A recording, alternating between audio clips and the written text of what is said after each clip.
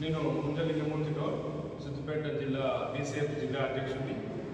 మా state body BCF Chinnaramulu ఆధ్వర్యం లోపల రేపు నిర్వహించ తలపెట్టిన 100 అడుగులు 100 ఏళ్ల భవిష్యత్తు అనే ర్యాలీకి బీసీలు, మైనారిటీలు, బహుజనులు భారీ ఎత్తున తరలివచ్చి విజయవంతం చేసి బీసీల రాజకీయ ఐక్యత చాటాలని మా బీసీఎఫ్ తరఫున అందరినీ కోరుతున్నాను.